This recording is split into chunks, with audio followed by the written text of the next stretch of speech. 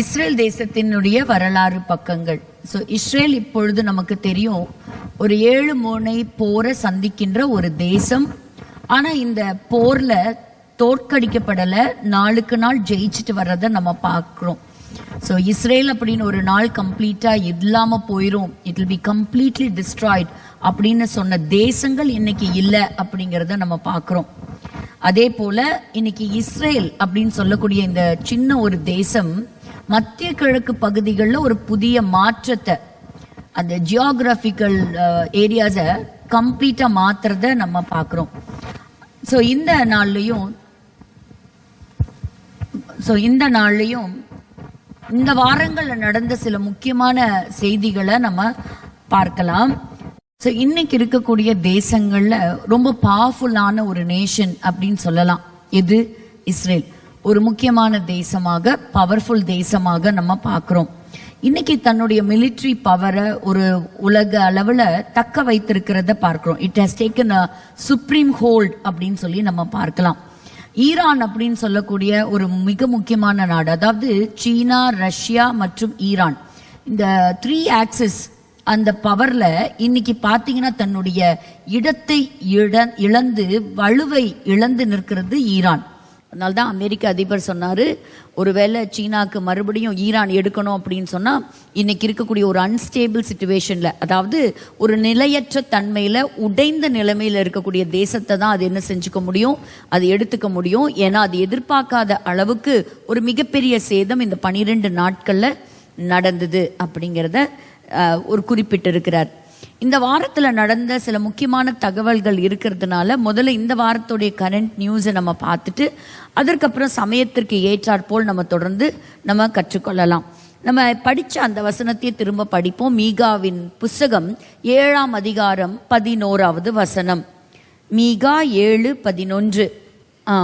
அந்நாளிலே பிரமாணம் வெகு தூரம் பரவிப்போம். உன் மதில்களை எடுப்பிக்கும் நாள் வருகிறது, அந்நாளிலே பிரமாணம் வெகு தூரம் பரவி போகும். the days are coming. நான் உங்களுக்கு கடந்த வாரம் சொன்னேன், இஸ்ரேல் அப்படின்னு ஒரு நாடு உருவான நாள்ல இருந்தே அது யுத்தத்தை தான் சந்திக்குது. ஆனா அத்தனை யுத்தங்கள்லையும் தன்னுடைய நிலைப்பாட்டை அது இழந்து போகவே இல்லை. யுத்தங்களுடைய முடிவை நீங்க பார்த்தீங்கன்னா அது 6 நாள் நடந்தாலும் சரி, இல்லை வருஷ கணக்கில் தொடர்ந்தாலும் சரி, ஜெயிக்கிறது என்னமோ இஸ்ரேல் நாடு தான். சரி, அது ஜெயிக்கிறதோட நிற்கிதா அப்படின்னா அது எப்படி அது ஒரு முடிவுக்கு வருது? ஒரு சமாதான ஒப்பந்தம், ஒரு பேச்சுவார்த்தை, அதன் மூலமாக இந்த யுத்தம் ஒரு ஓய்வுக்கு வருது. ஒரு டெம்பரரியா, ஒரு தற்காலிகமான ஒரு சமாதானத்துக்குள்ள உட்பட்டு கொஞ்ச காலம் ஒரு சமாதானம், அவ்வளோதானா? அதுதான் இல்லை. ஒவ்வொரு யுத்தத்திலையும் பார்க்கும் பொழுது இஸ்ரேல் தேசம் தன்னுடைய பரப்பளவை விரிவுபடுத்துகிறது. அதாவது அதோடைய ஜியோகிராபிக் லொகேஷன்ஸ் எக்ஸ்பேண்ட் ஆகுது, டெரிட்டரிஸ் எக்ஸ்பேண்ட் ஆகுது. கால்நடையாய் போய் பல பகுதிகளை அவர்கள் யுத்தத்தின் மூலமாக கைப்பற்றுகிறார்கள். அது இன்னைக்கு நேத்து இல்லை, அவங்களுடைய வரலாறு இன்னைக்கு சற்று நம்ம திரும்பி பார்க்க போகிறோம். ஆச்சரியமூட்டும் வரலாறு பக்கங்கள் தான். இதை ஏன் இதுவரைக்கும் நடந்த யுத்தங்கள் இப்படிதான் நடந்திருக்கு. யுத்தம் நடக்கும், இவங்க சத்துருக்களை தோற்கடிப்பாங்க, எல்லைகளை பிடிப்பாங்க, ஒரு சமாதான பேச்சுவார்த்தையின் மூலமாக யுத்தம் நிற்கும். இதுதாங்க ஒரு சைக்கிள் மாதிரி, அது ஒரு நடந்துக்கிட்டே இருக்கும். ஒரு ரவுண்ட் ராபின் ஸ்கெட்யூல்னு சொல்லுவாங்களே, அந்த மாதிரி அது நடந்துக்கிட்டே இருக்கும். இது திரும்ப திரும்ப திரும்ப திரும்ப இது அப்படியே நடந்துக்கிட்டே தான் இருக்கும். பாருங்க, வாசிக்கலாம். ஏசாயா 41ஆம் அதிகாரம் 11வது வசனம். ஏசாயா 41:11. இதோ உன்மேல் எரிச்சலாயிருக்கிற யாவரும் வெட்கி லெச்சையடைவார்கள், உன்னோடே வழக்காடுகிறவர்கள் நாசமாகி ஒன்றுமில்லாமல் போவார்கள். இதெல்லாம் எழுத்தின் வடிவத்திலேயே இந்த வார்த்தைக்கு சொந்தக்காரங்க யாருன்னா அவங்க தான். நம்ம ஆவிக்குரிய இஸ்ரவேலர்கள் இதை ஆவிக்குரிய ரீதியில இந்த வார்த்தைகளை நம்ம எடுத்துக்கிறோம். நம்மளும் ஐயோ எங்களுக்கும் ஒரு லேண்டு கிடைக்கணும்னு போய் சண்டை போட போறது கிடையாது. பட் ஆவிக்குரிய ரீதியில இந்த ஆசீர்வாதங்களுக்கு சபையும் பங்குள்ளது தான். ஆனா எழுத்தின் வடிவத்துல பார்க்கும் பொழுது இதோ உன்மேல் எரிச்சலா இருக்கிற யாவரும், இன்னைக்கு அவங்களை சுத்தி இருக்கக்கூடிய நாடுகளை எண்ணி பாருங்க. சீரியா, லெபனன், ஈரான், இல்லையா, எகிப்து, எந்த நேஷனை வேணா எடுத்துக்கங்களேன், யாரும் அவங்களோட ஒரு சமாதானத்துல எல்லாம் கிடையாது. ஸோ அவங்க மேலே ஒரு எரிச்சல். அப்போது ஆனால் எரிச்சல் இருக்கிறவர்கள் கடைசி நாட்கள் என்ன ஆகுமோ, வெட்கப்பட்டு தலை குனிந்து போவாங்களாம். இன்னைக்கு அப்படிப்பட்ட செய்திகளை தான் இன்னைக்கு உள்ளடக்கி வைத்திருக்கணும் இந்த வாரத்தின் செய்திகள். எத்தனையோ பேர் வழக்காட வர்றாங்க, நாசமாகி ஒன்றும் இல்லாமல் போவார்கள். இன்னைக்கு காசா அப்படிங்கிற ஒரு பட்டணம் ஒன்றுமே இல்லாமல் ஆயிடுச்சு, தரைமட்டமாக போயிடுச்சு, சாம்பலாக மாறிடுச்சு, மண்ணோட மண்ணாக மக்கி போகிற அளவுக்கு உருக்குலைந்து நிற்கிறது இந்த காசா. அப்போ அங்கே இருக்கக்கூடிய எத்தனையோ லட்சக்கணக்கான மக்கள் இன்னைக்கு ஆதரவற்று இருக்கிறாங்க. பட் இந்த வார்த்தைக்கெல்லாம் யாரோ ஒருவர் சொந்தக்காரங்களாக இருக்கணும் இல்லையா, ப்ராக்டிக்கலாக. ஸோ அவங்க தான் இதற்கு சொந்தக்காரர்கள். ஸோ இப்படி அவங்க எல்லாத்தோடையும் என்ன செய்வாங்க, ஒரு சமாதான உடன்படிக்கை வைத்து அவங்க அந்த யுத்தத்தை நிறுத்துவாங்க. இன்றைக்கும் அவங்களோட சமாதானத்துக்கு வராதவங்க எத்தனையோ பேர் இருக்கிறாங்க. இப்போ நம்ம சொன்ன பேர் எல்லாமே பார்த்தீங்கன்னா, சைனாவை எடுத்துக்கோங்க, இல்லை நார்த் கொரியாவை எடுத்துக்கோங்க, யாரும் என்ன பண்ண போகிறது இல்லை, அவங்களோட வரப்போகிறது கிடையாது. அப்போது அடுத்த ஒரு மேஜர் வார் வர்றதுக்குள்ளே என்ன செய்யணும்னா, இன்றைக்கி இருக்கிற இந்த யுத்தம் இப்படி கண்டினியூ ஆகுமா? நிறைய பேர்த்துக்கு ஒரு சந்தேகம், இந்த யுத்தம் இப்படியே போய் ஒரு வேர்ல்டு வாரில் போய் நின்றுமா? ஏன்னா அப்படி தான் இருக்குது இல்லையா, சினாரியோ பார்க்கும்போது நாளுக்கு நாள் நடக்கிற சம்பவங்கள். அதுலேயும் சைனா தன்னுடைய பெரேடை நடத்தி இருக்கிறாங்க. அதெல்லாம் பார்க்கும்போது எல்லா நாடுகளுமே ஒரு யுத்தத்துக்கு பயங்கர ஒரு ஃபோர்ஸ்ஃபுல்லாக ரெடி ஆகுறது போல தான் காட்சி அளிக்குது. ஸோ அப்போ அடுத்த ஒரு மேஜர் வார் வருமா? நிச்சயமாக ஒரு மேஜர் வார் இருக்கும், அது இஸ்ரேல் சந்திக்கும், அதில் மாற்று கருத்தே கிடையாது. ஆனால் அதற்கு முன்பு என்ன ஆகணும், நிச்சயமாக அவங்க ஒரு சமாதானத்துக்குள்ளே கடந்து போகணும். அதை நம்ம ஏற்கனவே வாசிச்சிருக்கிறோம். எசேக்கியேல் 38 அதிகாரம் 8வது வசனம் முதலாவது. எசேக்கியேல் 38 8வது. அநேக நாட்களுக்கு பிற்பாடு நீ விசாரிக்கப்படுவாய். அநேக நாட்களுக்கு பிறகு விசாரிக்கப்படுவாய், கடைசி வருஷங்களிலே வருவாய், பிறகு சுகத்தோടെ குடியிருக்கும் இஸ்ரவேலின் மலைகளுக்கு விரோதமாய் வருவாய். எப்போ அவங்க அஞ்சாமல் குடியிருக்கும் போது. இப்போ அவங்க அப்படியா குடியிருக்கிறாங்க? இல்லையே. அப்போ இப்படி ஒரு சிச்சுவேஷன் என்ன ஆகணும், உண்டாகணும், ஆண்டவர் உண்டாக்குவார். 12வது வசனத்தை வாசிப்போம். இதே அதிகாரம் 12வது வசனம். நான் கொள்ளையிடவும் சூறையாடவும் மதில்கள் இல்லாமல் கிடக்கிற கிராமங்கள் உள்ள தேசத்துக்கு விரோதமாய் போவேன், நிர்விசாரமாய் சுகத்தோட குடியிருக்கிறவர்களின் மேல் வருவேன். போதும். சோ சுகமாய் குடியிருக்கிறவர்கள் மேல் நான் வருவேன். அப்போ அவங்க எப்படி இருப்பாங்க, அங்க அந்த பட்டணத்துக்கு ஒரு தாழ்பாலும் இல்லை, கதவுகளும் இல்லை அப்படின்னு சொன்ன அர்த்தம், அப்பாடா நமக்கு இனிமேல் பக்கத்துலேருந்து அட்டாக் பண்ணுற அளவுக்கு ஒன்றும் கிடையாது அப்படின்னு அவங்க ஒரு நிலைமைக்கு வரலாம் இல்லையா. அவங்க அவங்களுடைய மிலிட்ரி ஸ்டாண்டர்ட்ஸை இன்னும் நல்ல ஸ்ட்ராங்காக அவங்க பில்ட் பண்ணி வச்சுட்டு, இனிமேல் யார் வந்தால் என்ன, நம்மளை தோக்கடிக்கவே முடியாது அப்படிங்கிற ஒரு நிலைமைக்கும் அவங்க வரலாம். ஒருவேளை அவங்கள தொடுறதுக்கு எல்லா தேசத்தும் கொஞ்சம் யோசிச்சு செயல்படக்கூடிய சிச்சுவேஷனுக்கு கூட இஸ்ரேல் என்ன பண்ணலாம், வளர்ந்து ஓங்கி நிக்கலாம். இப்படி ஒரு காலமும் வரலாம். அதே 14வது வசனம். ஆகையால் மனுபுத்திரனே, நீ தீர்க்க தரிசனம் உரைத்து கோகை நோக்கி சொல்ல வேண்டியது என்னவென்றால், கர்த்தராகிய ஆண்டவர் உரைக்கிறார், என் ஜனமாகிய இஸ்ரவேல் சுகமாய் குடியிருக்கிற அக்காலத்திலே நீ அதை அறிவாய் அல்லவோ. இந்த 3 வசனங்கள்லையும் நான் சொல்ல வந்தது இன்னைக்கு ஒரே ஒரு காரியம்தான். சுகமாய் தங்க பண்ணுவார் இஸ்ரேல் தேசம். அதாவது ஒரு பீஸ்ஃபுல்லான ஒரு ஸ்டேட்டுக்கு அது நிச்சயமா அந்த தேசம் இருக்கும். அப்படியெல்லாம் இருந்தாலும் அன்னைக்கு இருக்கக்கூடிய பிரதமர்களோ அன்னைக்கு இருக்கக்கூடிய அரசியல் தலைவர்களோ எப்படி இருப்பாங்கன்னு தெரியாது. இன்னொன்று பாருங்க, ஏசாயா 28:14 நம்ம வாசிக்கலாம். 14-15 வாசிக்கலாம். ஆகையால் எருசலேமில் உள்ள இந்த ஜனத்தை ஆளுகிற நிந்தனைக்காரரே, கர்த்தருடைய வார்த்தையை கேளுங்கள். எருசலேமில் உள்ள இந்த ஜனத்தை ஆளுகின்றவர்கள், அப்ப அன்னைக்கு ஆளுகை செய்யக்கூடிய சிலரை பற்றி இங்க சொல்லப்பட்டிருக்கு. நிந்தனைக்காரரே, கர்த்தருடைய வார்த்தையை கேளுங்கள். நீங்கள் மரணத்தோட உடன்படிக்கையும் பாதாளத்தோட ஒப்பந்தமும் பண்ணினோம் அப்படின்னா பாருங்க, ஒரு ஒப்பந்தத்துக்குள்ள வர்றாங்க. அப்போ ஒரு பீஸ் அக்ரிமெண்ட்டுக்குள்ள வர்றாங்க. ஆனா ஆண்டவர் அதை எப்படி பார்க்கறாரு, நீ மரணத்தோட உடன்படிக்கை செய்யற. ஸோ அவங்க பண்ண எல்லா உடன்படிக்கையும் மனுஷங்க அதை ஃபாலோ பண்ண போறாங்களா, இல்லை தற்காத்து அதுபடி கீழ்ப்படிய போறாங்களா? கண்டிப்பா இல்லை. அப்போ எருசலேமை ஆட்சி செய்யக்கூடிய தலைவர்களே, ஆண்டவருடைய வார்த்தையை கொஞ்சம் உன்னிப்பா கவனிங்க அப்படின்னு இந்த வசனம் சொல்லுது. அப்படின்னா என்ன அர்த்தம், நீ உடன்படிக்கை பண்ணதுனால நீ எப்படி இருக்கிற, நீ ஒரு வரட்டு கௌரவத்தில் நீ இருக்கிற, நீ உன்னை யாரும் தொட முடியாதுன்னு நீ நினைச்சிட்டு இருக்கிற, உன் சுயபலத்தை நீ நம்பி இருக்கிற. அப்படி அதாவது இப்படியெல்லாம் இருக்கலாம். இன்னைக்கு இருந்தாலும் பிரதம மந்திரி அவங்க சொல்லும் பொழுது with God's help we will defeat அப்படிதான் அவர் சொல்றாரு. பட் இந்த வசனங்கள் நிறைவேறக்கூடிய காலங்கள்ல அன்னைக்கு இருக்கக்கூடிய ஸ்ட்ராட்டஜி எப்படி இருக்கும்னு தெரியல. ஒப்பந்தம் பண்ணினோன்னு நினைக்கிற வாதை பெருவெள்ளமாய் புரண்டு வந்தாலும் எங்களை அணுகாது. நான் சொன்ன பார்த்தீங்களா, என்ன வந்தா என்ன, என்ன ட்ராஜடி வந்தா என்ன, டிசாஸ்டர் வந்தா என்ன, என்ன கேடுகள் வந்தா என்ன, அது என்ன செய்யாதான், எங்களை அணுகாது. இன்னைக்கு சொல்றாங்களா? சொல்றாங்க. அயன் டோம் இருக்கு இல்லையா, இன்னைக்கு டேவிட் ஸ்லிங் இருக்கு, எங்க கிட்ட ஏரோ இருக்கு, இப்படி பல தரப்பு இருக்குது. இப்ப அமெரிக்கா கிட்ட இருந்தும் நிறைய ஸ்டெல்த் பாம்பர்ஸ் எல்லாம் வாங்குறாங்க, நிறைய அவங்க தயாரிக்கிறாங்க. இன்னும் அவங்களுடைய தயாரிப்பு, அவங்களுடைய அணுகுமுறை, அவங்களுடைய ஞானத்தை சிந்திச்சு கூட பார்க்க முடியல இந்த வாரம் நடந்த நிகழ்வுகள்ல கூட. அப்படி இருக்கிறாங்க.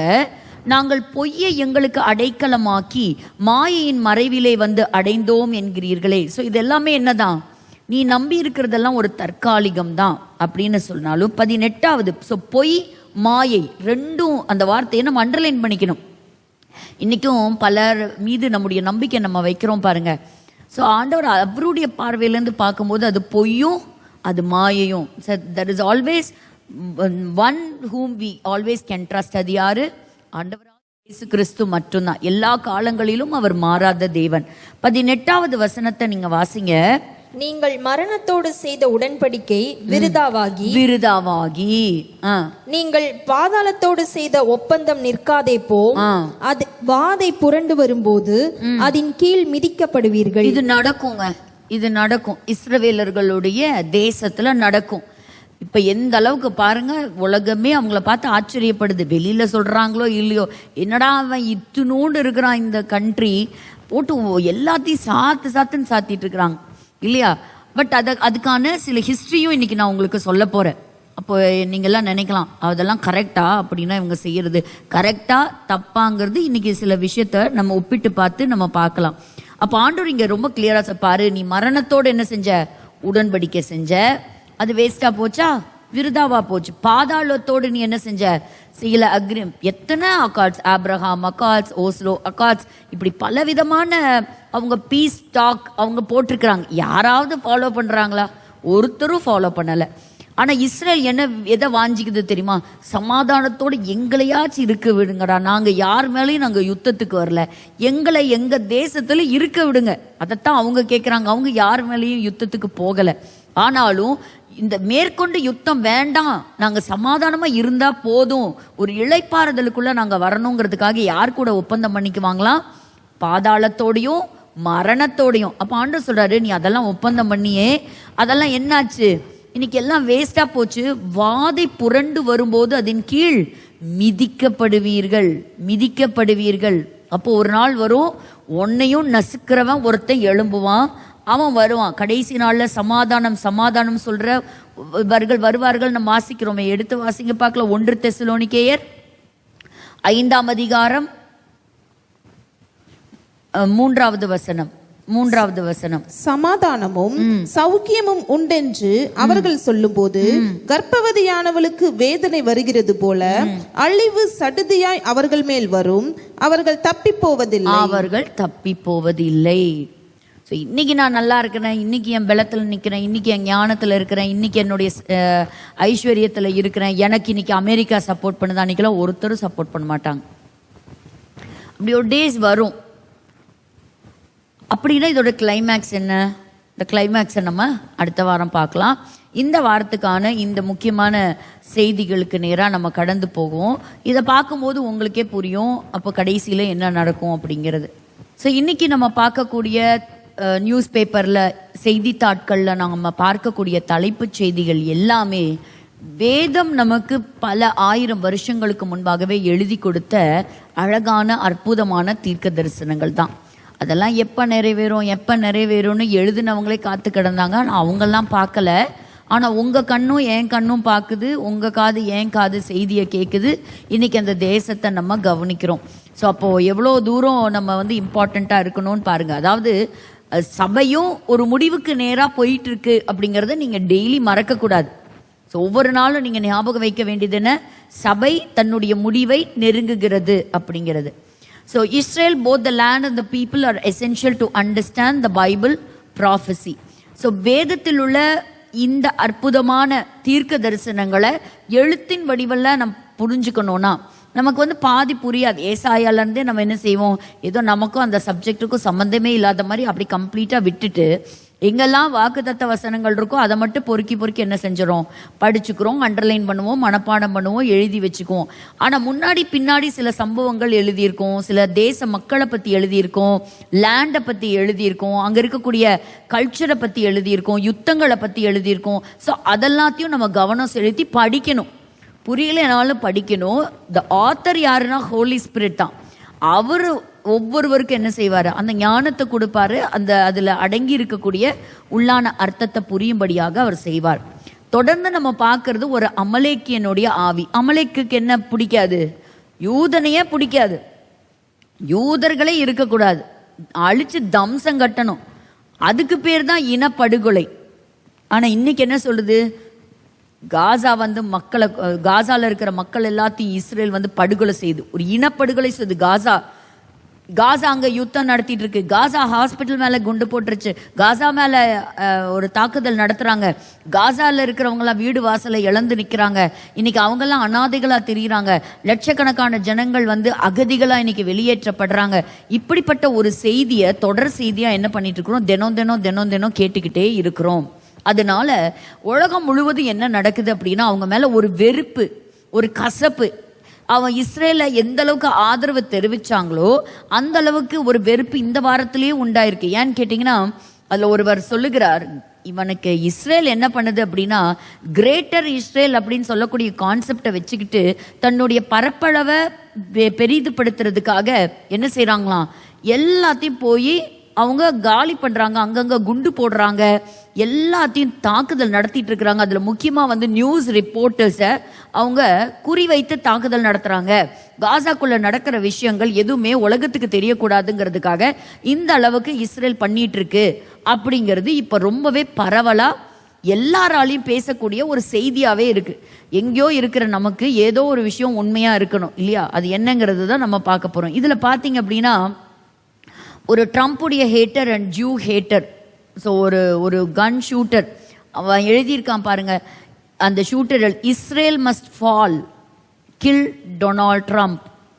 ஸோ அதை பாருங்க, அதை தன்னுடைய கன்ஸ், அதோடைய மெஷின் கன்ஸ் எல்லாம் அவன் பயன்படுத்துறது எதுக்குங்க, இஸ்ரேல் வீழ்ச்சி அடையணும், அதுக்கு ஆதரவு தெரிவிக்கக்கூடிய அமெரிக்கா, அதோடைய முக்கியமான லீடர் வந்து அவர் கொலை செய்யப்படணும். இவங்க பாருங்க, கனடாவில் வந்திருக்கக்கூடிய ஒருவர், இவங்களுடைய கம்மல் என்னன்னு பார்த்தீங்கன்னா, அதில் ஒரு பெரிய ஒரு புல்லட், அந்த அதுதான் இருக்கு, அவங்களுடைய துப்பாக்கி தான் அவங்களுடைய கம்மலாவே போட்டிருக்கிறாங்க. ஸோ எதுக்கு அப்படின்னா,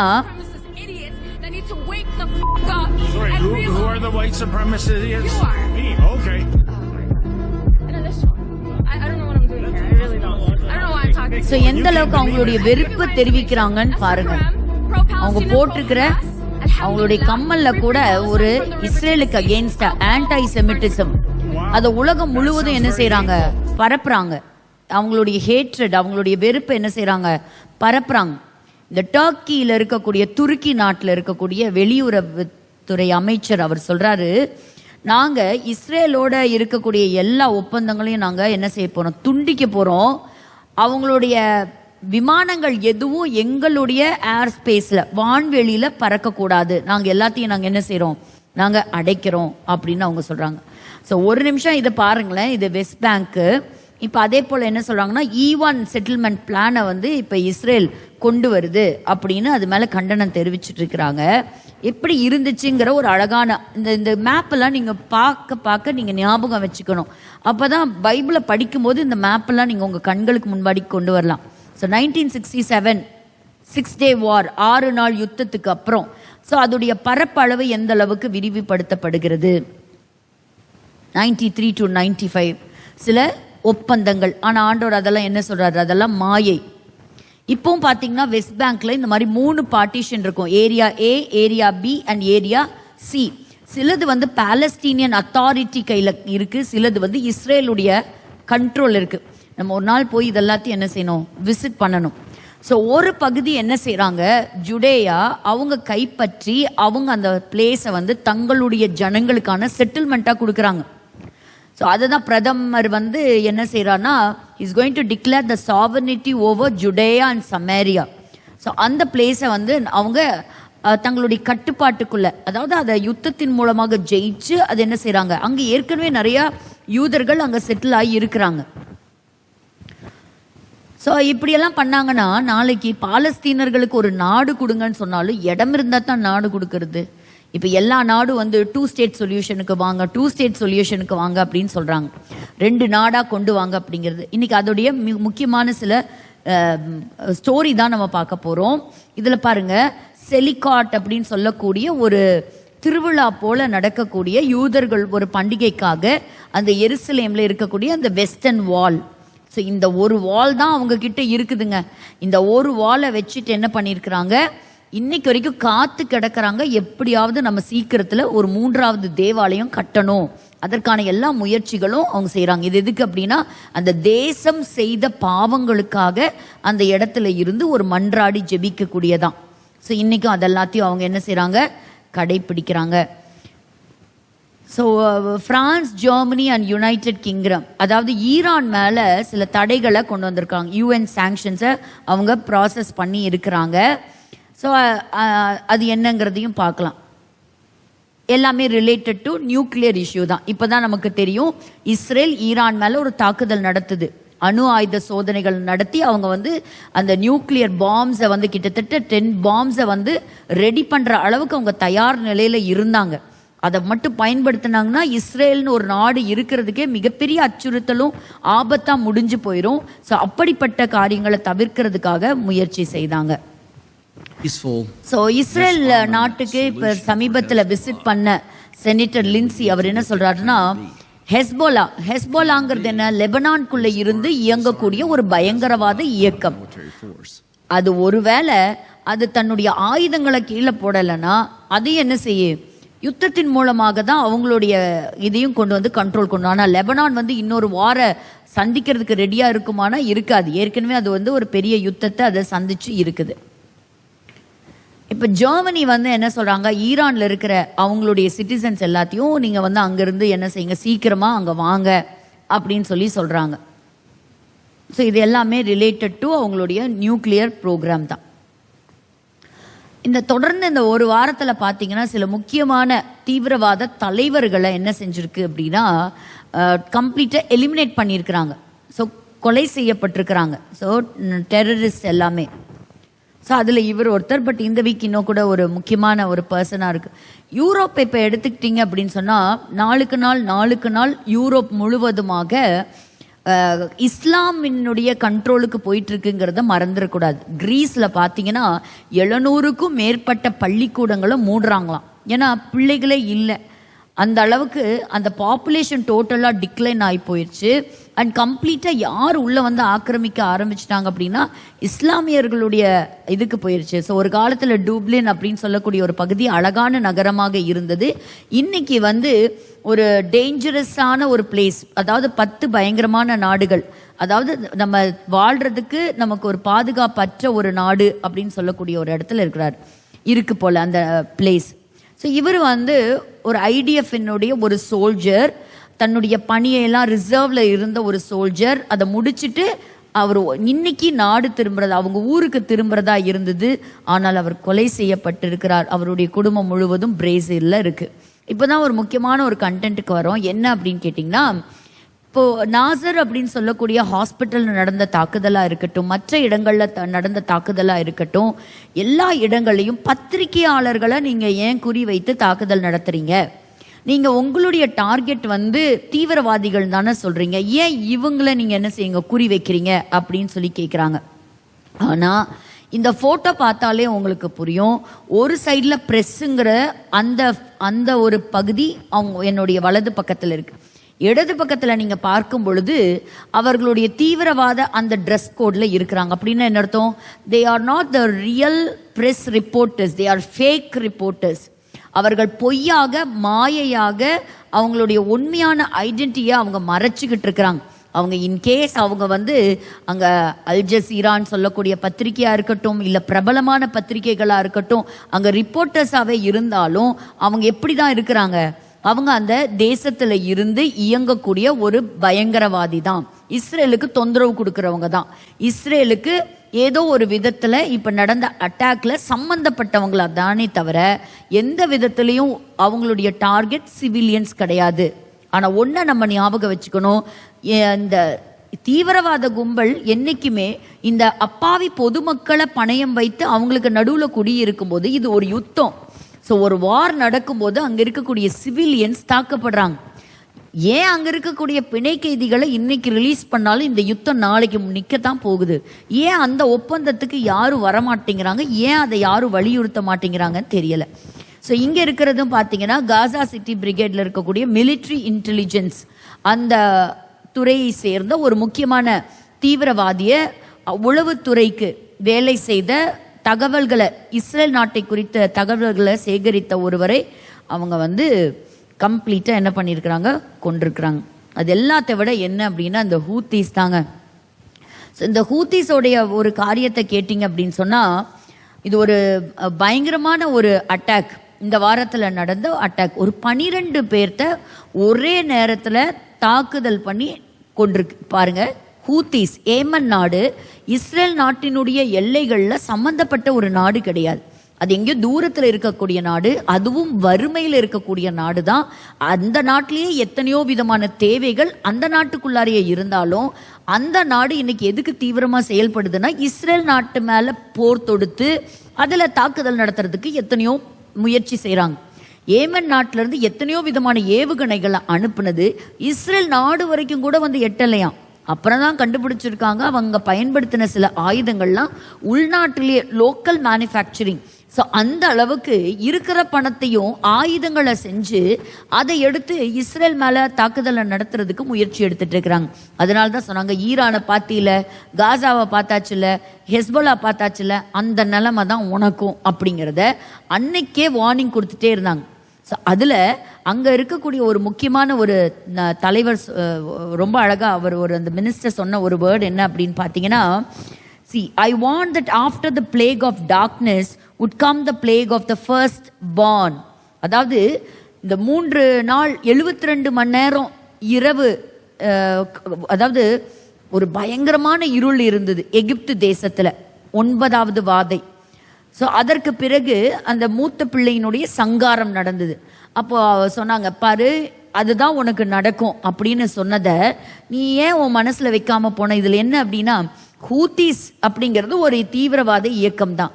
அந்த இயக்கத்தில் இருந்த பிரைம் மினிஸ்டர்லேருந்து அவருக்கு கீழே இருந்த 11 முக்கியமான தலைவர்கள் கொலை செய்யப்பட்டிருக்கிறாங்க ஒரே இடத்துல. இதெல்லாம் நடக்குமா? எந்த அளவுக்கு அவங்க வந்து கேர்ஃபுல்லாக இருந்திருப்பாங்க. பட் அதையும் தாண்டி அவங்க வந்து எப்படி இதை அட்டாக்கை நடத்துனாங்க அப்படிங்கிறத நம்ம பார்க்குறோம். இந்த இவ்வளோ பெரிய ஃபோட்டோகிராஃபில் 4 பேர் தான் உயிரோடு இருக்காங்களாம். ஸோ இத்தனை பேர்த்தையும் ஒரே ஷாட்டில் என்ன செஞ்சுருக்கிறாங்கன்னா எலிமினேட் பண்ணியிருக்கிறாங்க. ஸோ இவங்க வந்து ஒரு ரகசியமாக ஒரு இடத்துல கூடி இருக்கிறாங்க. அதை தான் இதுக்கு ஆப்ரேஷனுக்கு பேரே என்ன கொடுத்துருக்குறாங்கன்னா drop of luck. Operation drop of luck அப்படிங்கிற பேரில் தான் இயங்கிட்டு இருந்திருக்கு. அதாவது இந்த இவங்களுடைய மெயின் இதே என்ன அப்படின்னா, இந்த ஏமன் நாட்டில் இருக்கக்கூடிய ஹூத்தீஸ் மேலே ஒரு கண்ணு வச்சுக்கணும் அப்படிங்கிறது இவங்களுக்கு சொல்லப்பட்டு ஒரு பெரிய டிவிஷனே என்ன செஞ்சுருக்கிறாங்கன்னா ஒர்க் பண்ணியிருக்கிறாங்க. இஸ்ரேல் நாட்டை சேர்ந்த ஒரு பாதுகாப்பு துறை கான் நியூஸ் அப்படின்னு சொல்லக்கூடியவங்களுக்கு சில பேட்டி கொடுத்துருக்குறாங்க. பேட்டி கொடுக்கும்போது சொல்லியிருக்கிறாங்க, ஹூத்தி நாட்டினுடைய இந்த தற்காப்பு படை, த டிஃபென்ஸ் மினிஸ்டர் அல் ஆட்லி அவரும் அல் ருமாரி சீஃப் ஆஃப் ஸ்டாஃப் இவங்க எங்கே இருந்தாங்களாம், இவங்க ஒரு வில்லால, அதாவது தங்களை சுற்றி பொதுமக்கள் இருக்கக்கூடிய குடியிருப்பு, த ரெசிடென்ஷியல் ஏரியா, அந்த ரெசிடென்ஷியல் ஏரியாவுக்கு நடுவில் ஒரு அப்பார்ட்மெண்ட், ஒரு தனிப்பட்ட ஒரு சின்ன ஒரு இண்டிவிஜுவல் வில்லா. ஸோ அந்த வில்லால தான் இருந்திருக்கிறாங்க. அந்த ஹூத்தி லீடர், அதாவது அப்தல் மாலிக், அவரே வந்து கொலை செய்யப்படுவதற்கு தேடப்பட்ட ஒரு ஆள் தானா. ஸோ அப்படி இருக்கும் பொழுது ஜூலை மாதத்திலேயே இஸ்ரேல் நாடு இந்த தாக்குதலை நடத்துறதுக்கு தன்னுடைய இன்டெலிஜென்ட் ஏஜென்சிக்கு அப்ரூவ் கொடுத்து இங்க பார், நம்மளை சும்மா தொந்தரவு பண்ணிக்கிட்டே இருக்கு ஏமன் நாடு. ஏமன் நாடு எப்படி தொந்தரவு கொடுக்கும் அப்படின்னா, அந்த கடல் வழியா வரக்கூடிய கப்பல்களை வழிமறிக்கிறது. அதுதான் அதோடைய முக்கியமான வேலை. இஸ்ரேல் நாட்டை டார்கெட் பண்ணி வரக்கூடிய எல்லா கப்பலையும் குறி வச்சு தாக்குதல் நடத்தணும். இதனால் என்னாச்சு, அநேக கப்பல்கள் அந்த வழியில வர முடியாததுனால இப்ப பாக்குறோமே எத்தனை விதமான பண வீக்கங்கள், ஸ்டாக் மார்க்கெட்டு வீழ்ச்சி அடைகிறதெல்லாம் நம்ம பார்க்கிறோம். இப்படி நிறைய பணம் தான் செலவாயிட்டே இருந்தது இந்த ட்ரேட் நடத்துறதுக்கு. அப்பதான் அந்த மிலிட்ரி இன்டெலிஜென்ஸை சேர்ந்த இயால் ஜாமிர், ஸோ அவங்க என்ன பண்றாங்க, அங்க இருக்கக்கூடிய ஒருத்தருக்கு அந்த ரிசர்ச் டிவிஷனுக்கு ஒரு டாஸ்க் கொடுக்குறாங்க. என்னன்னா, இங்க பார், ஏமன் நாட்டில் இருக்கக்கூடிய அந்த you please focus on the Yemeni front, அவங்க மேலே நீங்கள் ஒரு கண் வைத்து அவங்கள நீங்கள் மானிட்டர் பண்ணுங்க அப்படின்னு சொல்லிட்டு. ஏன் அப்படின்னு கேட்டிங்கன்னா, சும்மா ஏதோ ஒரு மிசைல் அனுப்புறது, ஒரு ட்ரோன் அனுப்புறது, தொந்தரவு கொடுத்துக்கிட்டே இருக்கிறது, முக்கியமான பகுதிகளில் தாக்குதல் நடத்திக்கிட்டே இருக்கிறது, அந்த மாதிரி. அப்போ இதில் கிட்டத்தட்ட 200 சோல்ஜர்ஸை இதுக்குன்னே ஸ்பெஷலாக அப்பாயிண்ட் பண்ணியிருக்கிறாங்க. அதில் டிஃப்ரெண்ட் துறையை சேர்ந்த, எல்லாமே உளவுத்துறை சேர்ந்தவங்க தான், இன்டெலிஜென்ட் இன்ஃபர்மேஷன்ஸை கேதர் பண்ணுறவங்க. அதில் சில நம்பர்ஸ் எல்லாம் கொடுத்துருக்காங்க, 990 504 8200, இப்படியெல்லாம் சில குரூப் இதெல்லாம் சேர்ந்து இவங்க எல்லாருமே என்ன பண்ணியிருக்கிறாங்கன்னா, இந்த ஹூத்தீஸை பற்றின பிரத்யேக சில முக்கியமான தகவல்களை சேகரிக்க ஆரம்பிச்சிருக்கிறாங்க. சேகரிக்க ஆரம்பிச்சதுக்கு அப்புறம் இவங்க கூட இந்த யுஎஸ் கமாண்டுங்கிற ஃபோர்ஸும் வந்து இணைஞ்சிருக்கிறாங்க, இந்த ஏமன்ஸ் ரிசர்ச் டிவிஷன். ஸோ அப்போ தான் என்ன பண்ணியிருக்கிறாங்க, இப்போ தான் ஒரு சமீபத்தில் இந்த இன்டெலிஜென்ஸ் உடைய தலைவர் ரிட்டையர் ஆகி அடுத்தவர் வந்தாராம். ஸோ அப்போ அவர் வந்து காலனல், அவருடைய பேர் எனக்கு தெரியல, ஸோ காலனல் எம், அவருக்கு தான் ஒரு தகவல் வருது. இங்கே பாரு, ஹூத்தீஸை சேர்ந்த பயங்கரவாதிகள் சில முக்கியமான தலைவர்களோட சேர்ந்து ஒரு இடத்துல ஒரு மீட்டிங்கை பிளான் பண்ணுறாங்க. பல முறை இந்த மீட்டிங் பிளேஸு இங்கேயும் அங்கேயுமா மாறிக்கிட்டே இருந்ததாம். ஸோ இஸ்ரேலால் கொஞ்சம் ஃபஸ்ட்டு இனிஷியலாக இவங்க எங்கே மீட்டிங் நடத்த போகிறாங்க அப்படிங்கிறது ஒரு மிகப்பெரிய ஒரு கேள்விக்குறியாகவே இருந்துட்டு இருந்தது. அதுக்கப்புறம் அந்த ஆப்ரேஷன் டிவிஷனுக்கு ஒரு அலர்ட் மெசேஜ் வந்தது, அவங்க கண்டிப்பாக இந்த வில்லால தான், இந்த இடத்துல தான் இந்த இன்ஃபர்மேஷன் கொடுக்குறாங்க. ஸோ இவங்களுடைய மொசாடா இருக்கட்டும், இவங்களுடைய ஷின்பெத்தா இருக்கட்டும், இவங்களை அடிச்சுக்க இன்னைக்கு உலகத்தில் யாருமே கிடையாதுங்க. இவங்க அந்த ஊருக்குள்ளாரையே போய், அந்த ஊருக்குள்ள, அதான் ஒரு டீ கடையில் சொல்கிறாங்க, காஃபி வாங்கி இஸ்ரேலிஸ் வந்து குடிச்சிட்டு போனாங்களாம். ஆனால் அவங்க ஜூயிஷ் பீப்புள்னு சொல்லி அந்த கடையில் அவ்வளோ நேரம் இருந்தவங்களுக்கு அது தெரியவே இல்லையா. ஸோ இந்த அளவுக்கு இவங்க இப்படி ஊடுருவி எங்கே இருக்கிறாங்க, எந்த ரூபத்தில் வர்றாங்க, எப்போ வராங்கங்கிறதே ஒரு பெரிய கேள்விக்குறியாக இருக்குது அப்படின்னு சொல்கிறாங்க. இந்த அளவுக்கு அந்த ஊருக்குள்ளே போய் சில தகவல்களை சேகரிச்சுட்டு வந்து இந்த வாரம் நடத்திய ஒரு மிகப்பெரிய தாக்குதல், எல்லாராலையும் பேசப்படக்கூடிய ஒரு தாக்குதல். ஸோ ஒரே வில்லால வச்சு இது ஒரு பெரிய முக்கியமான தலைவர்கள். ஸோ எல்லா இடத்துலையும் தலைவர்கள் செத்து போயிட்டா யார் லீட் பண்ணுவா, யார் கைட் பண்ணுவா, இல்லை அடுத்த ஆக்ஷன் என்ன பண்ணுவாங்க? இங்கே பாருங்க, minister of economy, minister of foreign affairs, agriculture, tourism, sports, labour, justice, energy and minister of information, தகவல் கொடுக்கக்கூடியவர், அந்த டேட்டா சென்டருடைய தலைவர், எல்லாரையும் சேர்த்தி சனாங்கிற தலைநகரத்திலேயே வச்சு போட்டிருக்கிறாங்கன்னா பாருங்களேன். அப்போ இந்த இஸ்ரேலில் என்னன்னு சொல்றது?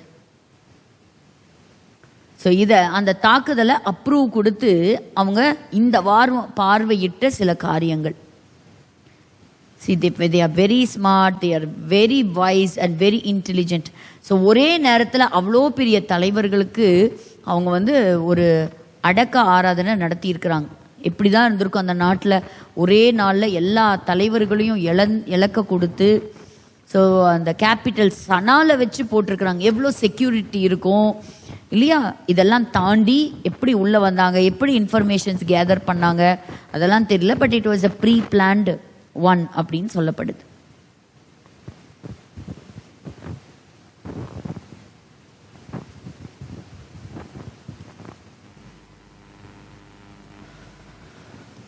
பாருங்க எப்படி அந்த ஒரு வில்லாவை மட்டும் தாக்கி அழிக்கிறாங்க பாருங்க.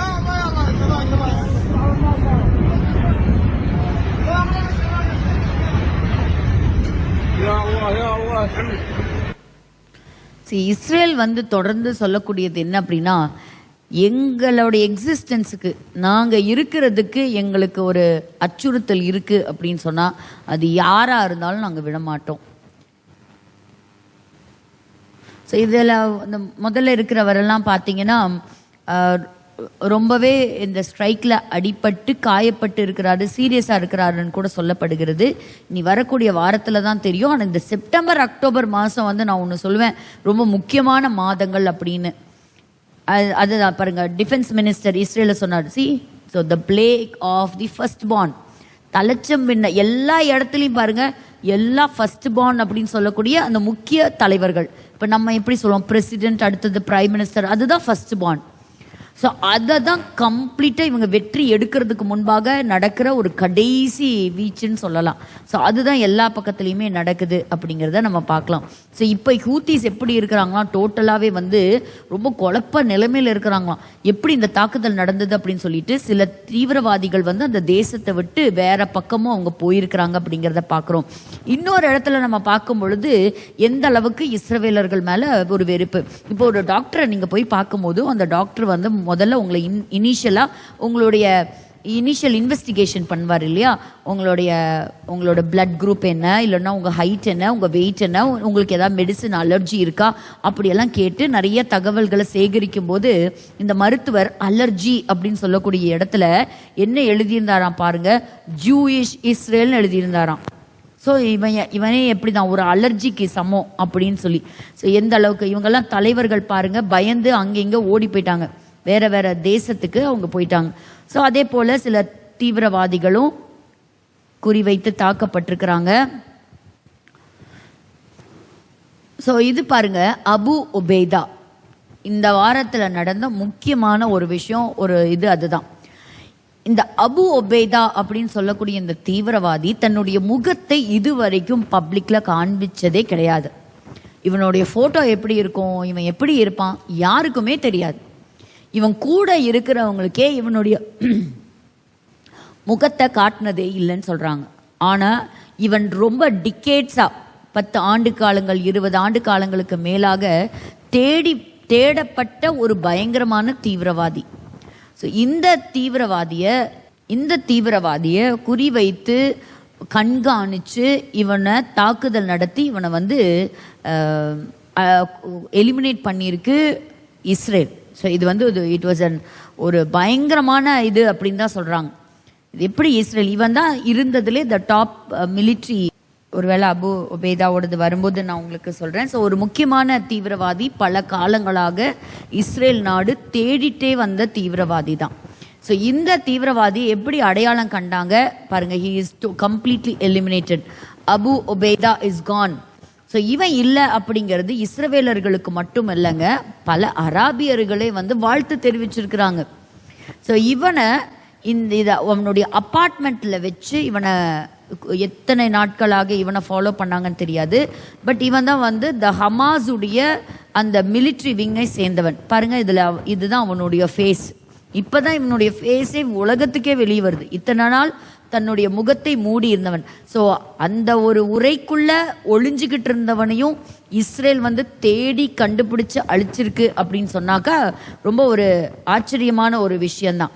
ஸோ மிலிட்ரி விங்கில் ஒரு முக்கியமான ஒரு பர்சன், தேடப்பட்ட ஒரு பர்சன், ஹமாஸுடைய காரியங்களை எல்லா இடங்களுக்கும் கொண்டு வந்து இஸ்ரேலை அழிப்பதற்கு ஒரு முக்கியமான ஆளாகவே இருந்திருக்கிறான். ஸோ பாருங்க, behind the distribution of psychological terror videos of abducted Israeli civilians and soldiers in the Gaza Strip.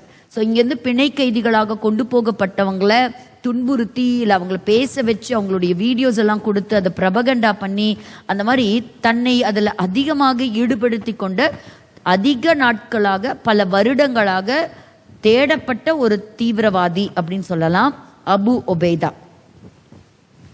So அதை பாருங்க, அவங்களோட ஆட்களே சொல்லியிருக்காங்க, today marks a victory for every family torn apart by Hamas cruelty.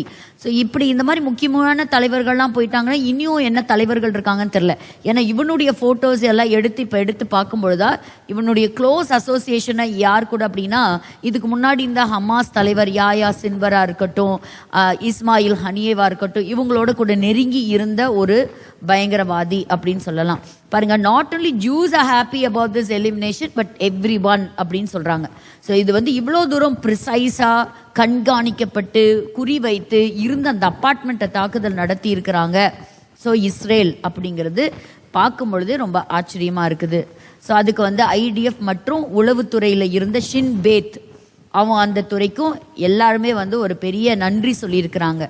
இன்னும் காசாவில் பார்த்தீங்கன்னா கிட்டத்தட்ட 48 ஹாஸ்டேஜஸ், 50ன்னு நம்ம சொன்னோம். இப்போ 2 பேர்த்துடைய சடலங்கள் அவங்க மீட்கப்பட்டிருக்கிறாங்க. ஸோ த ரிமைன்ஸ் ஆஃப் இடான் அப்படின்னு மட்டும் ஈலன், ஸோ இவங்களுடைய சரீரங்களை மீட்டு கொண்டு வந்திருக்கிறாங்க. 7ஆம் தேதி அவர்கள் கொலை செய்யப்பட்டவர்கள். ஸோ 20 பேர் ஒருவேளை உயிரோடு இருக்கலாம். 2 பேர்த்துடைய நிலைமை என்னன்னு தெரியல. ஆனால் 26 பேர் வந்து மரித்து போயிருக்கிறாங்க அப்படின்னு சொல்லப்படுகிறது. ஸோ அதே போல் 55 வயது உட்பட்ட ஒருவருடைய ஈலன், அவருடைய சரீரம் மீட்கப்பட்டது இல்லையா, அவருடைய ஃபோட்டோகிராஃப். ஸோ நார்தன் காசா, இப்போ இந்த காசாவெல்லாம் பார்த்தீங்கன்னா கம்ப்ளீட்டாக ஒரு ஷேட்டர்ட் ஒன் அப்படின்னு சொல்லலாம். கம்ப்ளீட்டாக ஒன்றும் இல்லாமல் ஆயிடுச்சு. இப்போ காசாவில் இருக்கக்கூடிய மக்கள் அங்கிருந்து அப்படி குடிபெயர்ந்து போக ஆரம்பிச்சிட்டாங்க. ஸோ எல்லாம் வேற வேற பகுதியை தேடி போக ஆரம்பிச்சிட்டாங்க. So the exodus from the Gaza city. So காசாவில் நிலவரது எல்லாம் பார்த்தீங்கன்னா ஒரு ஒரு பேனிக். பட் இதில் ஒரு வீடியோ இருக்குது காசாவோட முன்னாடி எப்படி இருந்தது அப்படிங்கிறது. அந்த வீடியோ இந்த ஸ்லைடில் இருந்ததுன்னா அது ஒரு டிஸ்பிளே கொடுங்க. ஸோ ஈரானை பற்றி நம்ம பார்க்கும் பொழுது, ஈரானில் ஜூன் 16ஆம் தேதி நடத்தின அந்த ஏர் ஸ்ட்ரைக், அதில் பார்த்தீங்கன்னா சில லீடர்ஸை வந்து ரொம்ப குறி வைத்து அவங்க எடுத்தாங்க. யார்? அந்த சயின்டிஸ்ட்டு, அந்த மிலிட்ரி. ஸோ நம்மளாம் நினைப்போம் எப்படி இவங்க ஃபாலோ பண்ணி இவங்க வந்து டேட்டா கலெக்ட் பண்ணி இவங்களை கொண்டாங்க அப்படின்னு பார்த்தா, எல்லாருக்கும் ஒரு பாடி கார்டு இருப்பாங்களா. அப்போ இந்த தலைவர்கள் வந்து இந்த அவங்களுடைய ஃபோனெல்லாம் என்ன செய்கிறாங்க, பாடி கார்டு கையில் பத்திரப்படுத்தி வைக்கிறாங்களா. ஸோ அந்த ஃபோனை டேப் பண்ணி அதுலேருந்து சில தகவல்களை இஸ்ரேல் எடுத்திருக்கு அப்படின்னு சொல்கிறாங்க. அதனால் ஒரு ஃபன்னியாக ஒரு ஸ்டேட்மெண்ட், இவங்கெல்லாம் மொபைல் ஃபோனை யூஸ் பண்ணுறதை விட்டுட்டு என்ன செய்யணும், பேஜருக்கு பேசாமல் போயிருங்க. அப்போ நமக்கெல்லாம் தெரியும் பேஜரில் வச்சு எப்படி ஒரு தாக்குதல் நடத்தினாங்க அப்படிங்கிறது. தினம் தினம் தெஹரானில் ஏதோ ஒரு சத்தம் கேட்டுக்கிட்டே தான் இருக்கான். ஸோ அந்த மாதிரி இருக்குது அப்படிங்கிறத பார்க்குறோம். ஸோ இதுக்கு முன்னாடி பார்த்தீங்கன்னா காசாவில் இருக்கிற இதெல்லாம் பார்க்குறப்போ உங்களுக்கு தெரியும், 1 by 1 we get them all and Hamas is finished. So நாங்கள் கம்ப்ளீட்டாக ஹமாஸை நாங்கள் இருக்க விட போகிறது இல்லை, நாங்கள் டோட்டலாகவே வந்து நாங்கள் கண்ட்ரோல் எடுப்போம் அப்படிங்கிறது தான் இங்கே அவங்க சொல்லியிருக்கிறாங்க. ஸோ காசாவில் இருக்கக்கூடிய எத்தனையோ தீவிரவாதிகள் அழிக்கப்பட்டிருக்கிறாங்க. இன்னைக்கு காசாவில் இருக்கக்கூடியது ஒரு போர்ட் சிட்டி, துறைமுக பகுதி அப்படின்னு சொல்லக்கூடியது பார்த்தீங்கன்னா இன்னைக்கு அது ஏற்கனவே ஒரு டென்ட் சிட்டியாக மாறி இருக்கு அப்படிங்கிறது. இமானுவேல் மேக்ரன் வரக்கூடிய செப்டம்பர் 22ஆம் தேதி நாங்கள் இஸ்ரேல் நாட்டுக்கு எதிராக பாலஸ்தீனத்துக்கு ஒரு தனி நாடு, ஒரு 2 ஸ்டேட் சொல்யூஷன் அப்படிங்கிறத நாங்கள் டிக்ளேர் பண்ண போகிறோம் அப்படின்னு சொல்லியிருக்கிறாங்க. இந்த காரியத்திற்காக நீங்கள் ஜோம் பண்ணுங்க. வரக்கூடிய நாட்கள் எப்படி இருக்கும் அப்படிங்கிறது நமக்கு தெரியல. ஆனால் ஏராளமான ரிசர்வில் இருந்த சோல்ஜர்ஸ் எல்லாத்தையும் இப்போ மறுபடியுமா பணியில் ஈடுபடுத்தி இருக்கிறாங்க இஸ்ரவேலர்கள். அதில் தொடர்ந்து அவங்க வந்து இதை தீவிரப்படுத்தி இருக்காங்க அவங்களுடைய தாக்குதல். அவங்களுடைய குறிக்கோள் என்ன அப்படின்னா மறுபடியுமாக பிணை கைதிகளை நம்ம கூட்டிகிட்டு வரது தான். ஸோ இந்த நேரத்தில் பெஞ்சமின் நெத்தன்யாகு அவங்களுடைய சோல்ஜர்ஸுக்கு நன்றி தெரிவித்திருக்கிறார். அதாவது நம்ம வந்து ஒரு வெற்றி அடைய போகின்ற அந்த கடைசி தருவாயில் நம்ம இருக்கிறோம். இப்போ பார்த்தீங்கன்னா காசாவில் இருந்த ஹமாஸோ இல்லை லெபனானில் இருந்த ஹெஸ்போலா இல்லைன்னா சீரியாவில் இருந்த இன்னைக்கு ஆசாதுடைய ராஜ்யம் வீழ்ச்சி, ஈரான், இது எல்லாத்தையுமே ஹூத்தீஸ், இவங்க எல்லாத்தையுமே நம்ம ஜெயிச்சிருக்கிறோம்.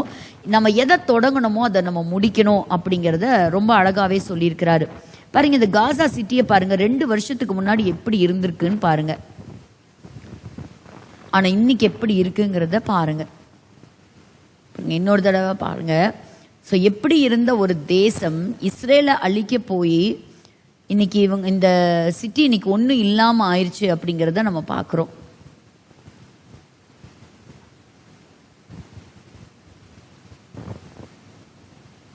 ஸோ சில காரியங்களை நம்ம இன்னைக்கு வேகமாக இந்த ஒரு சின்ன ஸ்டோரி போல நான் உங்களுக்கு சொல்கிறேன். The forgotten origins of Gaza conflict. So இன்னைக்கு காசா எங்கே திரும்பினாலும் காசா, செய்தித்தாளில் காசா, யூடியூப்பில் பார்த்தீங்கன்னா காசா, எங்கே பார்த்தீங்கன்னாலும் வந்து இஸ்ரேல் இந்த மாதிரி பண்ணிகிட்டே இருக்குது அப்படிங்கிறத தான் நம்ம கேட்குறோம். இப்போ காசாவை பற்றி நம்ம சொல்லணும் அப்படின்னா இதோடைய வரலாறை பார்த்தா 4000 வருஷம் தொடர்புள்ள ஒரு வரலாறு. 4000 இயர்ஸ், அதாவது கிட்டத்தட்ட பிரான்ஸ் ஏஜுக்கே நம்ம போகிறோம். ஆபிரகாம் வர்றதுக்கு முன்னாடி யூதர்கள், எபிரேயர்கள் அப்படியெல்லாம் ஒரு சொற்கள் வர்றதுக்கு முன்பாகவே இருந்தவர்கள் இந்த காசா பகுதியில் இருந்த ஒரு மக்களை பற்றி பார்க்குறோம். அவங்க யாரு? அவங்க தான் கானானியர்கள், கேனனைட்ஸ் அப்படின்னு நம்ம படிக்கிறோம். ஸோ அந்த சின்ன ஒரு பகுதி தான், இந்த அவங்களோட பகுதி பார்த்தீங்கன்னா ஒரு சின்ன பகுதி தான். அப்போது இந்த ஒரு சின்ன பகுதியை பற்றி தான் நம்ம பார்க்க போகிறோம். இந்த கதை இன்னைக்கு வந்து இந்த காசாவை வந்து தாக்கி அழிக்க நினைக்கிறாங்களே இந்த யூதர்கள் அப்படிங்கிறத இந்த குட்டி ஒரு ஸ்டோரியாக நம்ம பார்க்கலாம். அங்கே பார்க்கறதுக்கு முன்பாக இந்த வீடியோவை பாருங்க. இந்த வீடியோவில் இந்த பிக்சரில் இருக்கிறது யார் அப்படின்னா Husaini and Adolf Hitler. Hitler world war 2, so உலக மகா யுத்தம் 2 நடந்த காலகட்டங்களில் ஸோ கிட்டத்தட்ட ஒரு 60 லட்சம் யூதர்கள் கொலை செய்யப்பட்டாங்க. அதற்கு முக்கிய காரணமாக இருந்தது ஹிட்லர் மட்டுமல்ல, அன்னைக்கு இருந்த ஒரு இஸ்லாமிய ரெஜிமுக்கு ஒரு முக்கியமான ஒரு ஆளாக இருந்தது யார் அப்படின்னா இந்த ஹுசைனி தான். ஸோ இந்த ஹுசைனியை பற்றி தான் நம்ம பார்க்குறோம். அன்னைக்கு எருசலேமில் இருந்த பர்சன் பாருங்க. So Husseini the former mufti of Jerusalem. So அவர் என்ன செய்கிறாரு, ஜெர்மனி அந்த சமயத்தில் யுத்தத்தில் தன்னை தயார்படுத்திட்டு இருக்குது. ஹிட்லர் நினைக்கிறாரு இன்னும் கொஞ்ச காலம்தான் நம்ம வந்து இந்த உலகத்தையே நம்ம கைக்குள்ளே கொண்டு வர போகிறோம், இந்த யுத்தத்தில் நான் தான் ஜெயிக்க போகிறேன் அப்படின்னு சொல்லி இந்த ஹிட்லர் தீவிரமாக தன்னுடைய யுத்தங்களை அவர் செயல்பாட்டுக்கு கொண்டு வரார்.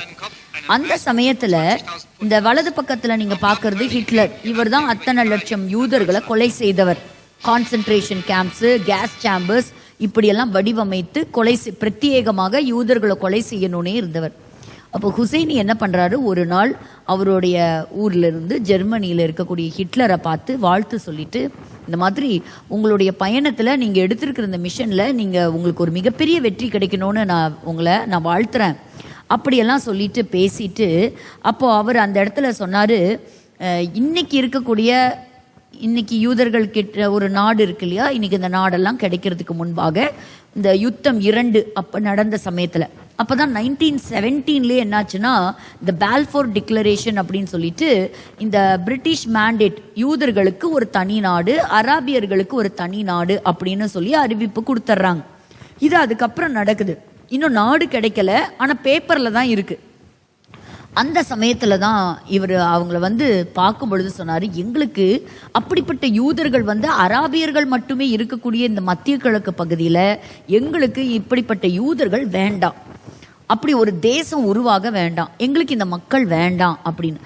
அந்த சமயத்தில் ஹிட்லர் என்ன பண்ணிட்டு இருந்தார்னா, அங்கே இருக்கக்கூடிய யூதர்களை எப்படி தேசத்தை விட்டு தேசம் கடத்துறது, அவங்கள கொலை செய்யணுங்கிறது ஹிட்லருடைய ஆரம்பத்தின் திட்டமே கிடையாதுங்க.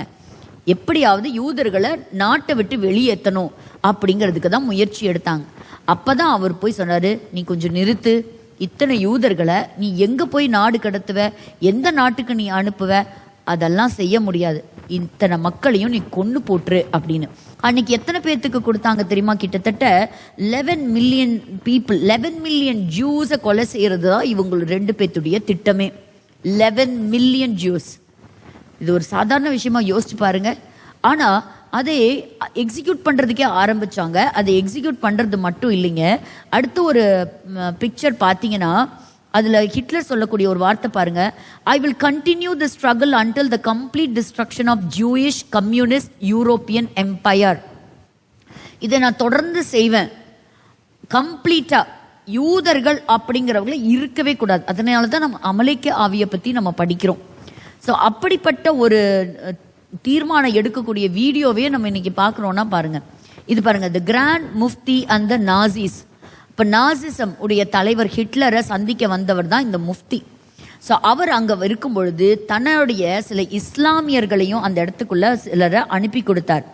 அப்போது அந்த ஒரு SS டிவிஷன், ஸோ நமக்கு எல்லாத்துக்குமே தெரியும் இந்த SS ஆர்மி இவங்க தான் வந்து இத்தனை வேலையும் உறுதுணையாக ஹிட்லருக்கு நின்று செய்தவங்க.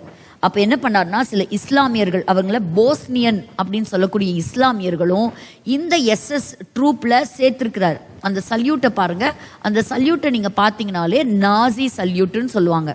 அந்த சல்யூட் பண்ணினாலே நமக்கு தெரிஞ்சிரும் அவங்க ஹிட்லருடைய டாக்டரின், அவருடைய கோட்பாடுகளை அவங்க பின்பற்றுகிறவர்கள் அப்படிங்கிறத நீங்கள் ஈஸியாக புரிஞ்சுக்கலாம். ஸோ அந்த பெரேடில் அவர் உள்ள நடந்து வர்றார். இதெல்லாம் எதுக்கு நடக்குது? இஸ்ரவேலர் யூதர்கள்னு ஒரு மக்களே இருக்கக்கூடாது, ஒருத்தம் கூட இருக்கக்கூடாது.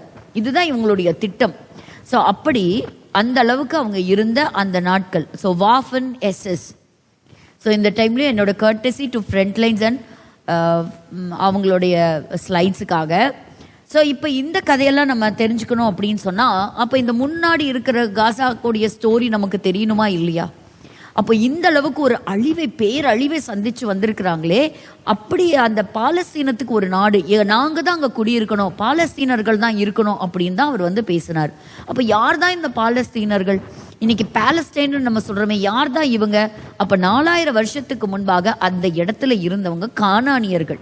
ஸோ அதற்கு பின்பு அது முக்கியமான ஒரு சிட்டி. இங்க பாருங்க, இந்த படத்தை நீங்க பார்க்கும் பொழுது தெரியும், அதுக்கு கீழே இருக்கக்கூடிய அந்த ஒரு சின்ன பகுதி அதுதான் வந்து அது காசா ஸ்ட்ரிப். அந்த காசா ஸ்ட்ரிப்பை வந்து பிற்காலத்தில் ரோமானியர்கள் வந்து விமாரஸ் அப்படின்னு VMRS அப்படின்னு சொன்னாங்க. இந்த VMRS என்ன அப்படின்னு சொன்னால், அது ஒரு சின்ன டெரிட்டரி, ஒரு லிட்டில் டெரிட்டரியா, அதை ஒரு எம்பையரா, லிட்டில் எம்பையராகவே மாற்றினாங்க, ஒரு குட்டி ராஜ்யமாக மாற்றினாங்க. ஒரு காலத்திலையும் காசா ஸ்ட்ரிப் அப்படின்னு சொல்லக்கூடிய பகுதி ஒரு தேசமாக இருந்ததே கிடையாது. அது ஒரு குட்டி டிஸ்ட்ரிக்ட்னு வேணால் சொல்லலாம். ஒரு சின்ன பகுதி அப்படின்னு சொன்னால் கிட்டத்தட்ட அதோடைய நீளம் 7 மைல் அண்ட் அதோடைய அகலம் வந்து 7 மைல், அதோடைய நீளம் வந்து 25 மைல் தான். ஸோ அவ்வளவே ஒரு பரப்பளவு கொண்டது தான் இந்த காசா. ஆனால் காசான்னு நம்ம டெய்லி நியூஸ் பேப்பரில் நம்ம பார்த்துட்டே இருக்கிறோம். அப்போ ஏன் இந்த பகுதி, அந்த ஆரஞ்சு கலர்ல இருக்கிற பகுதியை பாருங்க, இந்த குட்டி பகுதிக்கு வைத்து தான் இன்னைக்கு இந்த சண்டை. பட் இந்த குட்டி பகுதியை எல்லாருமே இந்த இடத்த விரும்பினாங்க. ஏன் விரும்பினாங்க அப்படின்னு கேட்டிங்கன்னா, இந்த இடம் இங்கே கீழே இருக்கக்கூடிய எகிப்து, நார்த்தாக இருக்கட்டும் இல்லை அவங்களுடைய தெற்கு ராஜ்யமாக இருக்கட்டும், வடக்கு ராஜ்யமாக இருக்கட்டும், அதை கைப்பற்றணும் இல்லைன்னா அந்த வழியாக ட்ராவல் பண்ணணும் அப்படின்னா இது கடற்கரை ஓரமாக அமைந்த ஒரு பகுதி.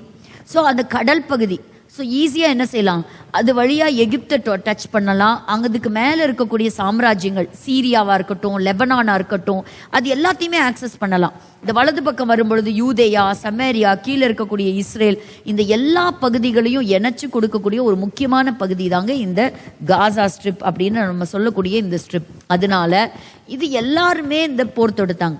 ஆனால் ஆரம்ப காலகட்டங்களில் இந்த சின்ன டைனி பிளேஸ் அப்படின்னு நம்ம சொல்கிறோம் இல்லையா, இதை வந்து 6 hours அப்படின்னு கூட சொல்லுவாங்க. 6 இடத்துக்கும் நீங்கள் இந்த சின்ன இடத்த வச்சு நீங்கள் ட்ராவல் பண்ணி போகலாம். அப்படி இருக்கும் பொழுது தான் எகிப்து நாட்டை சேர்ந்த ஒரு பார்வோன், அவன் பேர் அக்மோஸ், 18th டைனாசிட்டியை சேர்ந்த ஒரு பார்வோன், ஃபேரோ. இந்த ஃபேரோ தான் கானானியர்களை முறியடிச்சு அந்த பகுதியை வந்து என்ன செஞ்சானா ஒரு வேக்யூம் ஸ்பேஸாக, ஓப்பன் ஸ்பேஸாக பண்ணினான். இது வரலாறுல கொடுக்கப்பட்டிருக்கிற ஒரு சின்ன குறிப்பு. அது எப்போ இது நடந்தது அப்படிங்கிறாங்க, யோசுவாவும் அவனோடு கூட வந்த இஸ்ரவேலர்களும் ஈஸியா எகிப்து நாட்டிலிருந்து வரும் பொழுது இந்த பகுதி வழியாகத்தான் அவங்க உள்ள நுழைஞ்சு அவங்க யூதேயாக்குள்ள வந்து தங்களுடைய ராஜ்யத்தை கட்டிக்கிட்டாங்களாம். ஸோ அதுக்கு முன்னாடி ஆண்டவர் என்ன பண்றாரு, ஒரு பார்வோனை எழுப்பி அந்த பாதையை இவங்களுக்கு என்ன செஞ்சாரு, அவங்களுக்கு ஈஸியா உள்ள வரக்கூடிய பாதை ஒன்று உருவாக்கி கொடுத்ததாகவும் சொல்லப்படுகிறது. அப்போ இதெல்லாமே வந்து அதுக்கு மேலே வரக்கூடியதெல்லாம் நம்மளுடைய வேதாகமத்திலே நம்ம பார்க்குறோம். அதற்கு பிறகு கிட்டத்தட்ட 3200 இயர்ஸ்க்கு முன்னாடி தான் பெலிஸ்தியர்கள் அப்படின்னு அந்த இடத்துல வந்து குடியிருக்கிறாங்க. ஸோ இந்த பெலிஸ்தியர்கள் யாரு, யூதர்களா? இவங்க யூதர்கள் இல்லை. இவங்க கானானியர்களா? இவங்க கானானியர்கள் இல்லை. இவங்க அராபியர்களா? அராபியர்களும் அல்ல. இவங்க இஸ்லாமியர்களா? இஸ்லாமியர்களும் அல்ல.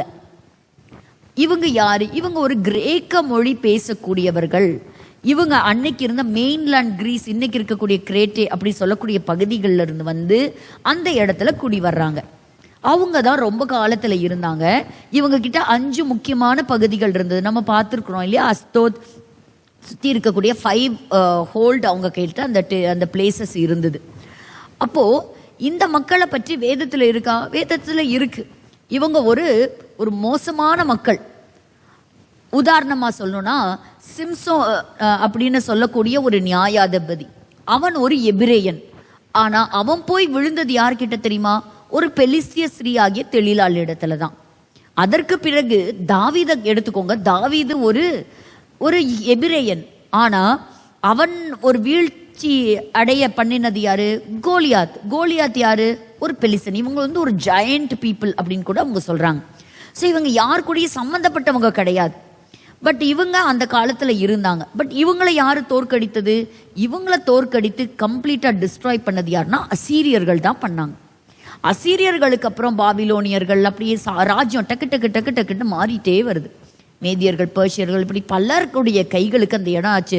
ஒருத்தங்க உள்ள வருவாங்க, ஒருத்தங்க போவாங்க, வருவாங்க போவாங்க, இப்படி இந்த இடம் கை மாறிக்கிட்டே தான் இருந்தது.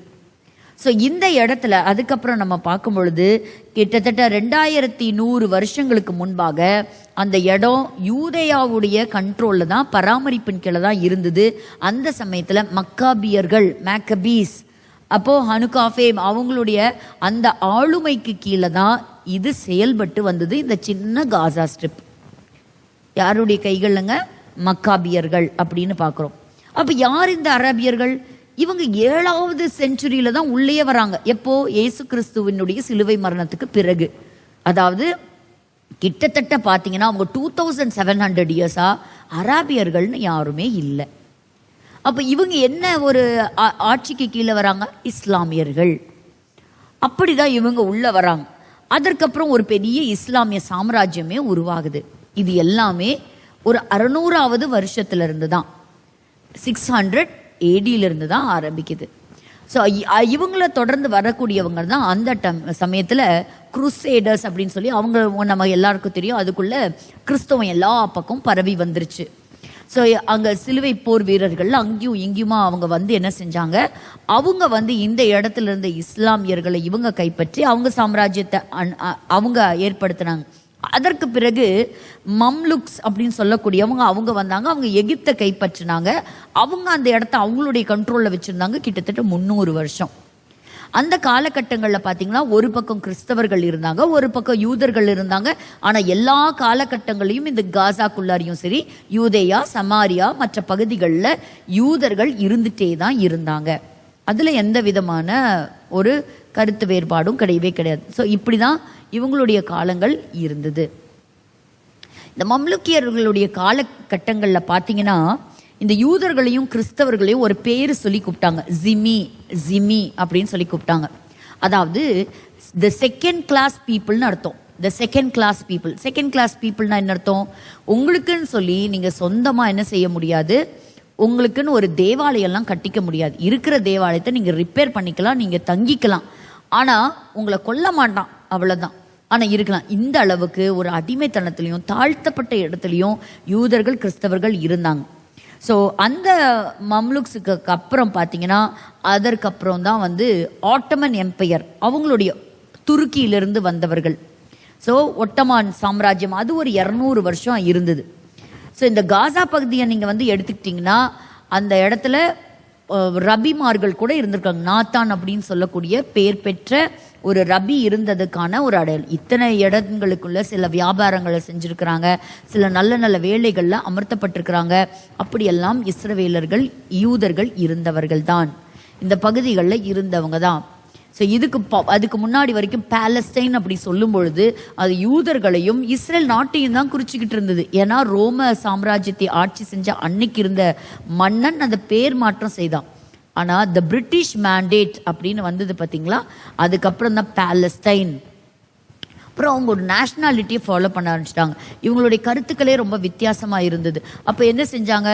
அப்போ இன்றைக்கும் பாருங்கள், சீரியாக்குள்ளே இருக்கக்கூடிய ட்ரூஸ் மக்களையும் என்ன செஞ்சாங்க? அவங்கள வெட்டி கொன்று அவங்களுடைய நேஷ்னலிசமாக அவங்க ப்ரூவ் பண்ண பார்க்குறாங்க. ஸோ இப்படி தான் இவங்களுடைய ஆரம்ப நிலைமை. ஸோ இவங்க ஏற்கனவே ஒரு பெரிய ஹாலோகாஸ்ட்டை சந்திச்சுட்டு வந்தாங்க இல்லையா, ஹிட்லர் மூலமாக. ஸோ அந்த ஹாலோகாஸ்டில் இருந்து தான் யூரோப் ரொம்பவே தலைக்குனிவாக இருந்தது. இவ்வளோ லட்சக்கணக்கான மக்களை கொன்னுட்டுமே அப்படின்னு சொல்லி. ஸோ அது ஒரு முக்கியமான ஒரு சிக்னிஃபிகண்ட் ஈவெண்ட் அப்படின்னு சொல்லலாம், ஒரு முக்கியமான நிகழ்வு. அதற்கப்புறம் தான் அந்த நாடு கிடைச்சது. அந்த நாட்டை 2ஆ பிரிச்சாங்க. ஆனால் அந்த 2ஆ பிரிக்கும் போது அராபியர்கள் ஒத்துக்கவே இல்லை. ஆனால் இஸ்ரவேலர்கள் அவங்களுக்கு நாடு கிடைச்ச உடனேவே பாருங்க 7 வழியா வந்து இத்தனை எதிரிகளும் அன்னைக்கே வந்துட்டாங்க. அன்னைக்கு தொடங்கினது 1948 தொடங்கினது. இன்னைக்கு வரைக்கும் இது ஒரு தொடர்கதையாக தான் இருக்குது. இதை தான் நான் போன வாரம் உங்களுக்கு அது ஒரு கண்டினியூஷன் ஸ்டோரியா வார் ஆஃப் இண்டிபெண்டன்ஸை பற்றி நான் உங்களுக்கு சொன்னேன். இங்கே சுற்றி இருக்கக்கூடிய நாடுகள்லாம் பாருங்க. ஸோ அந்த நாட்கள்லாம் பார்த்தீங்கன்னா இந்த யூதர்களை எப்படி அவங்க வந்து துரத்துறது. அன்னைக்கே இது வந்து சீரியா நாட்டில் இருந்த ஒரு கார்ட்டூனிஸ்ட் வரைஞ்சது பாருங்க. அவங்களுடைய வெறுப்பை அந்த நாட்களே தெரிவித்தாங்க.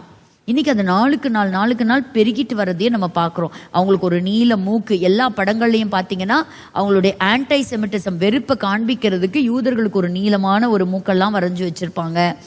ஸோ அவங்களுடைய மேப்பை அவங்க மிதிக்கிறத பார்க்குறோம். ஸோ இந்த இடத்துல நம்ம இதுதான் நம்ம போன வாரம் நம்ம பார்த்தது. அந்த யுத்தத்துக்கு பிறகு நிறையா பிளேசஸ் என்ன செஞ்சுட்டாங்க, ஆக்கிரமிச்சுட்டாங்க அப்படிங்கிறத நம்ம பார்த்தோம். ஸோ யூதர்கள் வந்து அகதிகளாக பல நாடுகளில் இருந்தாங்க. ஸோ இதெல்லாம் பார்க்கும் பொழுது வேதம் எவ்வளவு சத்திய வார்த்தை அப்படிங்கிறத நீங்கள் ரசித்து நீங்கள் பார்க்கணும். ஏன்னா அவங்க ஒரு நாட்டில் இருந்தில்ல. ஆண்டவர் சொன்னார், எல்லா இடங்களும் நீ செதறி போவ, எல்லா இடத்துலேருந்தும் நான் உன்னை கூட்டிகிட்டு வருவேன். பாருங்கள் அவங்க எத்தனை இடத்துல அவங்க செதறி இருக்கிறாங்க பாருங்கள். அவங்க போன இடத்துல எல்லாம் அவங்க வந்து வயலன்ஸை சந்திச்சிருக்கிறாங்க, டிஸ்கிரிமினேஷன் இதெல்லாம் சந்தித்து அவங்க என்ன பண்ணாங்க, அவங்க அந்த நாடுகளுக்கு திரும்பி வந்தாங்க. ஸோ 2 ஸ்டேட் சொல்யூஷன் இது திரும்பவும் இந்த மாதம் நடக்க போகுது. அதனால செப்டம்பர் அக்டோபருங்கிறது சில பொலிட்டிக்கல் ரிலேட்டடான சம்மந்தப்பட்ட சில காரியங்களில் சில மாற்றங்களை நம்ம பார்க்க போகிற மாதம். ஸோ இந்த மாதங்களில் நம்மளுடைய ஜெபம் அதிகரிக்கட்டும். ஆண்டவர் நிர்ணயிச்சிருக்கிற திட்டங்கள் தான் நடக்கணும். ஸோ அது நல்ல தீர்மானங்கள் எடுக்கணும். ஏன்னா எல்லா நாடும் சொல்லிட்டு இருக்கு, everybody is waiting for September 22. So இதை பாருங்கள், இது வந்து உங்களுக்கு ரொம்ப ஈஸியாக புரியணுங்கிறதுக்காக பீல் கமிஷன் பார்ட்டிஷன் 1937, அதுக்கப்புறம் UN கொடுத்த ஒரு பார்ட்டிஷன் பிளான் 1947. அதாவது எதுவுமே ஒத்துக்கவே இல்லை, பிரிட்டிஷும் அப்படியே விட்டுட்டு போயிடுச்சு. நீங்களே உங்களுக்குள்ளே அடிச்சுக்கோங்க பிடிச்சிக்கோங்க, ஏதோ ஒரு பேச்சுவார்த்தைக்கு விட்டுட்டு வாங்கன்னு. ஆனால் அன்னைக்கு விட்டுட்டு போயிட்டாங்க ஆங்கிலேயர்கள். இன்னைக்கு வரைக்கும் அதுக்கு ஒரு முடிவே இல்லாமல் இருக்குது. ஸோ 1947 67 வரைக்கும் காசா, வெஸ்ட் பேங்க், எகிப்து, யோர்தானுடைய கைகளில் தான் இருந்தது. எத்தனையோ முறை சமாதான பேச்சுவார்த்தையும் நடந்தது. ஆனால் 3 நோஸ். நாங்கள் இஸ்ரேல்னு ஒரு நாடை நாங்கள் அங்கீகரிக்க மாட்டோம், எங்களுக்கு அந்த ஸ்டேட் வேண்டாம், நாங்கள் சமாதான உடன்படிக்கைக்கு நாங்கள் வரமாட்டோம். அதுக்கப்புறம் தொடர்ந்து எத்தனையோ ஆஸ்லோ ரெக்கார்ட்ஸ் வந்தது, கேம்ப் டேவிட் வந்தது, அடுத்தது த ஆல்மர்ட் பிளான். ஸோ இப்படி பல பிளான்ஸ் வந்திருந்தாலும் ஆனாலும் சில பிணை கைதிகள் எக்ஸ்சேஞ்ச் எல்லாம் நடந்தது, ஸ்வாப்பிங் நடந்தது. பட் எல்லாமே அவங்க எதிர்பார்த்தது ஒரு சமாதான பேச்சுவார்த்தைக்காக மட்டும்தான். எத்தனை பிளான் வந்தாலும் இதுவரைக்கும் ஒருவராலையும் அந்த பிரச்சனையை தீர்க்கவே முடியல. பல நாடுகள் தலையிட்டு பார்த்துட்டாங்க, ஆனாலும் இது வரைக்கும் யாராலையும் அது கொண்டு வரவே முடியல. ஸோ இப்போ எல்லா லீடர்ஸுமே அவங்க இன்னைக்கு இல்லை. இதில் ஒரு சிலர் மட்டும் இருக்கிறாங்க, இதில் ஒரே ஒரு நம்பர் 6 மட்டும் இருக்குது அப்படின்னு சொல்கிறாங்க. ஆனால் அதி சீக்கிரத்தில் வந்து இந்த காசா அப்படின்னு சொல்லக்கூடிய ஒரு இடம் இன்னைக்கு அமெரிக்கா தலையிட்டிருக்கு இல்லையா, அதனால் கம்ப்ளீட்டாக காசாவினுடைய பகுதி முழுக்க அவங்களுடைய கண்ட்ரோலுக்கு போயிருக்கும். இது பாருங்களேன், இதை சொல்லி நான் முடிக்கிறேன். அப்போது இன்னைக்கு அவங்க சொல்லியிருக்கிறாங்க, இந்த காசாவில் எங்கள் கைக்கு வந்ததுன்னா இன்னைக்கு எப்படி இருந்த காசா எப்படி மாறிடுச்சு அப்படிங்கிற ஒரு வீடியோ நம்ம பார்த்தோம். ஆனால் இப்போவும் ஒரு நம்பிக்கையான ஒரு வாக்குறுதி கொடுக்குறாங்க. என்ன அப்படின்னா, இந்த பிளேஸ் வந்து கிடைச்சிது அப்படின்னா இதை Riviera of the Middle East, so மத்திய கிழக்கு பகுதிகளில் ஒரு முக்கியமான பகுதிகளாக நாங்கள் அமைச்சு கொடுப்போம். ஏன்னா சுற்றி கடல் இருக்குது, டூரிசம் பீப்புள் வந்து போகலாம் அப்படின்னு சொல்லக்கூடிய ஒரு பகுதியாக நாங்கள் அமைத்து கொடுக்குறோம் அப்படின்னு சொல்லியிருக்கிறாங்க. ப்ரைவேட் அண்ட் பப்ளிக் இன்வெஸ்ட்மெண்ட்ஸ், அங்கே வந்து நீங்கள் வியாபாரம் செய்யலாம், நீங்கள் இன்வெஸ்ட் பண்ணலாம். எல்லா நாடுகள் முக்கியமாக UAE, சவுதி அரேபியா, கத்தார் இவங்கெல்லாம் வரணும் அப்படிங்கிற ஒரு இன்வைட் கொடுத்துருக்கிறாரு. கிட்டத்தட்ட 2 மில்லியன் பீப்புள் இப்போ நாட்டை விட்டு வெளியேற போகிறாங்க. ஸோ அப்போ அதுக்கு ஒரு சில காரியங்கள் உள்ளேயே வந்து யாராவது நாங்கள் வேற பக்கம் ரீலொகேட் பண்ணிக்கிறோம் அப்படின்னு சொன்னாக்கா அவங்களுக்கு சில ஆஃபர்ஸும் கொடுக்குறாங்க. அதாவது ஒரு நியூ அப்பார்ட்மெண்ட் நீங்கள் வாங்கிக்கலாம். கிட்டத்தட்ட பாருங்கள், நீங்கள் வேறு இடங்களுக்கு வேறு ஊருக்கு நீங்கள் ரீலொகேட் ஆகி போகிறீங்க அப்படின்னா 4 வருஷத்துக்கு நாங்களே உங்களுக்கு வாடகை கொடுக்குறோம் $5,000 நாங்கள் வாடகை நாங்கள் கொடுத்து சப்போர்ட் பண்ணுறோம், ஒரு வருஷத்துக்கு நாங்கள் உங்களுக்கு உணவு நாங்கள் கொடுத்துட்றோம் அப்படின்னு சொல்கிறாங்க. ஸோ இந்த இன்வெஸ்ட்மெண்ட் எல்லாமே Gaza reconstitution economic acceleration and transformation great அப்படின்னு ஒரு ட்ரஸ்ட் மூலயமா நாங்கள் பார்க்குறோம். இனிமேல் ஹமாஸ் இங்கே உள்ளே வர முடியாது அப்படிங்கிறத ரொம்பவே தெளிவாக சொல்லிட்டாங்க. No Palestinian state. இதில் ரொம்ப உறுதியாக இருக்குது அமெரிக்கா. ஆனாலும் வரக்கூடிய காலங்கள் இப்போ நம்ம சொல்கிறது போல் அவங்க ஒரு சமாதானத்துக்கு தான் இது போய் நிச்சயமாக முடியும். இந்த சமாதானத்துக்கு பிறகு தான் நான் சொன்னது போல் அவங்க மாயைக்கு அவங்க ஒரு உடன்படிக்கை செய்து போவாங்க. ஆனாலும் கடைசியாக அவங்களுக்கு காத்திருப்பது அவங்களுக்கு ஒரு ஏமாற்றம் தான் அப்படிங்கிறத நம்ம பார்க்குறோம். So there is no partial deal. எங்களுக்கு எல்லா பிணை கைதிகளும் நீங்கள் வெளியே எங்களுக்கு அனுப்பணும் அப்படிங்கிறது. ஒரு பெரிய ஷிப் இவங்களை தொடர்ந்து வந்துட்டே இருந்தது, நீங்கள் பார்த்துருப்பீங்க. ஸோ அதில் பார்க்கும் பொழுது பார்த்தாக்கா அது டியூட்டி அந்த கிளைமேட்டிக் பேட் வெதர்னால அந்த ஷிப்பு ஃப்ளாட்டிலா வந்தது அது திரும்பி போயிருச்சு அப்படிங்கிறதையும் சொல்லப்படுகிறது. ஸோ இதுதான் இந்த வாரத்தினுடைய ஒரு முக்கிய செய்தியாக நான் சொல்லணும்னு நினச்சேன். ஏன்னா உங்களுடைய ஜெபங்கள் தேவை. காசாவில் இருக்கக்கூடிய பசி பஞ்சங்களும் ஓயட்டும். அதே போல் இந்த நாட்கள்லாம் வேக வேகமாக சில டிசிஷன்ஸ், அதாவது பொலிட்டிக்கல் அளவில் சில மாற்றங்கள் வர்றதை நம்ம பார்க்குறோம். ஸோ இந்த மாதங்களில் எடுக்கக்கூடிய சில மாற்றங்கள் ரொம்பவே முக்கியமான மாற்றங்கள் தான். ஸோ இந்த வாரம் பொறுத்திருந்து பார்க்கலாம் என்ன நடக்குது அப்படிங்கிறது. ஸோ இஸ்ரவேல் தேசத்தினுடைய வரலாறு பக்கங்கள் தொடரும். நேசிக்கிற நல்ல தகப்பனே, இந்த நல்ல மாலை வேலைக்காக நாங்கள் நன்றி செலுத்துகிறோம்ப்பா. ஆண்டவரே அப்பா, அந்த தேசத்தை பற்றி ஆண்டவரே இந்த காசாவை பற்றி சில காரியங்களை நாங்கள் தியானிக்கவும், வர இருக்கக்கூடிய நிகழ்வுகளுக்காக நாங்கள் ஜெபிக்கவும் ஆண்டவரே அநேக காரியங்களை எங்களுக்கு வெளிப்படுத்தி கொடுத்துருக்குறீங்கப்பா. இது செய்திகளாக மட்டும் நாங்கள் கேட்காம ஆண்டவரே உம்முடைய தீர்க்க தரிசனங்கள், உம்முடைய ஒவ்வொரு வார்த்தைகளும் எப்படி துல்லியமாக நிறைவேறி கொண்டிருக்கிறது என்பதை நாங்கள் பார்க்கிறோம். உணர்ந்து கொள்ள உதவி செய்யுங்க. சபை ஆயத்தப்படணுமே. சபை ஆண்டவரே அப்பா உம்முடைய வருகைக்கு ஆயத்தப்படணுமே. எங்களை ஆயத்தப்படுத்துங்க ஆண்டவரே. அந்த தேசத்தை நாங்கள் மனதார வாழ்த்துகிறோம். சமாதானம் உண்டாகட்டும். அங்கே இருக்கக்கூடிய எல்லா சூழ்நிலைகளையும் கர்த்தத்தாமே மாற்றி தருவீராக. அப்பா, இந்த நேரத்திலும் இந்த செஷனுக்காக உழைத்த ஒவ்வொரு பிள்ளைகளுக்காக நான் ஜெபிக்கிறேன், அவர்களை வாழ்த்துகிறேன். கர்த்தத்தாமே ஆசீர்வதிப்பீராக. ஆண்டவர் எங்களோடு கூட இந்த நாளும் இந்த செஷனில் இணைந்த ஒவ்வொருவரையும் கர்த்தர் ஆசீர்வதிங்க, பொறுப்பெடுத்துக் கொள்ளுங்க. கர்த்தருக்கு சித்தமானால் மறுபடியும் அடுத்த வாரம் நாங்கள் கூடி தியானிக்கும் வரைக்கும் தேவனுடைய மாறாத கிருபையும் ஆண்டவரே உம்முடைய பாதுகாப்பும் எங்கள் ஒவ்வொருவரோடு கூட இருப்பதாக இயேசுவின் மூலம் பிதாவே, ஆமென். நம்ம எல்லாரும் சேர்ந்து சொல்லலாம். என் ஆத்மாவே கர்த்தரை ஸ்தோத்திரி, என் முழுவதுமே அவர் பரிசுத்த நாமத்தை ஸ்தோத்திரி. என் ஆத்மாவே கர்த்தரை ஸ்தோத்திரி, கர்த்தர் செய்த சகல உபகாரங்களை மறவாதே. ஆமென்.